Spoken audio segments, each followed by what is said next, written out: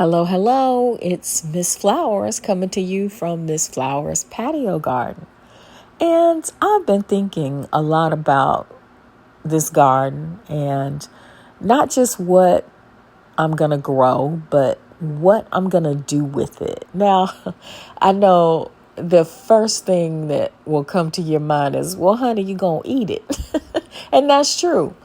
But whenever you think about gardens, or at least whenever I think about gardens, and I'm sure a lot of people are thinking along these lines, you think about nutrition and you think about health. Like, I can use this food for nutrition so I can, feed myself, my family. But also, maybe some of these things like the herbs can be used for quote unquote medicinal purposes. And I just say quote unquote just to be, I guess, I don't know, hedging my bets. But anyway, I mean, when we think about it from a nutrition perspective, if you grow your own vegetables, you know that it's a little bit more healthy because you know what went into it, what was done to produce that vegetable. And you're more likely to eat something if you had to do a lot of work to cultivate it. You tend to appreciate it more. So if you grow tomatoes, if you grow cucumbers and whatever else you grow, when you harvest it, you're going to be more conscious about what happens to that food. So am I going to eat all of this? Or, did you grow enough to eat? I'm sure you grew enough to eat. It might not be a large portion or some that would last a long time. But I've seen people who have built these gardens that could feed an entire family for a year. And I have seen people where they had enough food for even longer than that. So what I'm saying is that food is either going to be eaten right away, it's going to be stored, which you can do, or hopefully shared, if you can. And I do know a lot of gardeners talk about their plans for sharing the food that they produce. I have seen this one gardener. He's a pastor. I don't know his name, but him and some of his folks have gotten together and created like a community garden. And then in the end, they go and harvest all that food and they donate it to, the people in the community, which I think is beautiful because can you imagine how much land churches and even schools and different places, there's a lot of land. And if somebody wants to take the time to cultivate that land and produce food on that land, it could feed people who are, hungry.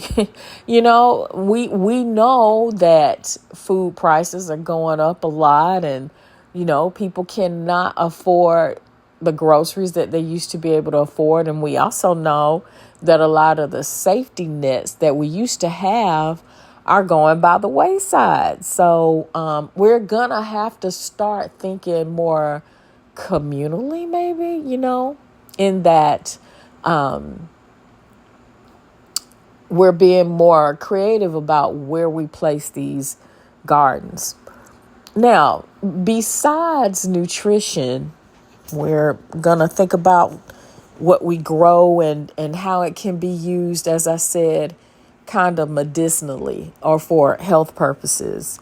And some people may even say this is food as medicine. They don't even classify herbal supplements, for example, as a drug. They consider it kind of more like food because it doesn't, they don't have to go through the rigorous testing that would happen in like a clinical trial situation when you do have a medication, a true medication.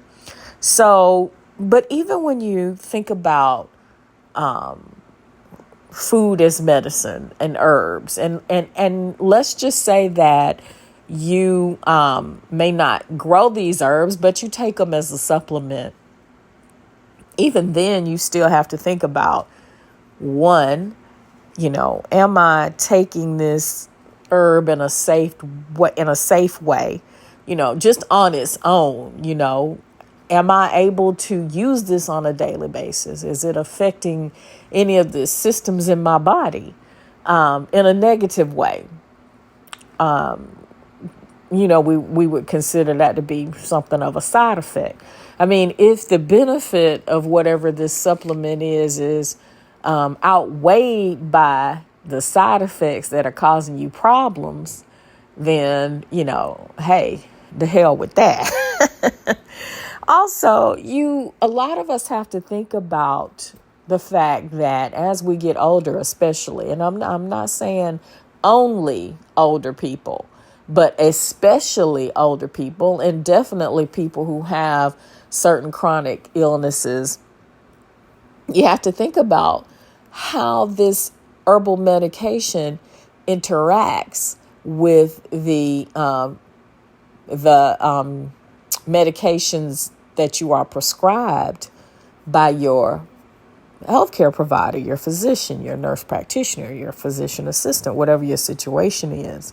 So there are ways to look at that, because a lot of people think that, hey, if this thing is sold over the counter, I can get it at CVS, outside of the pharmacist. I can get it at Kroger. I can get it at Publix.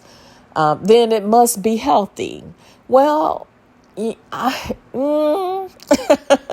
depends on what you take it with. So sometimes what'll happen is what you're taking as a supplement might just decrease the effectiveness of the medications that you take. And those medications are, in a lot of cases, things that you really need, like your blood pressure medication. Maybe you take something for your cholesterol. Maybe you take something, to regulate things going on with your cardiovascular system in other ways.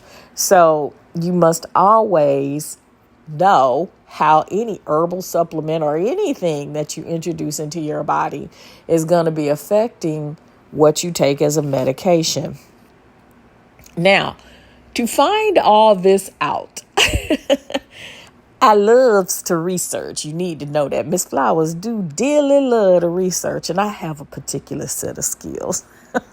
No, just kidding. I got the paperwork to prove it, but I do enjoy researching, and I'm pretty okay at it.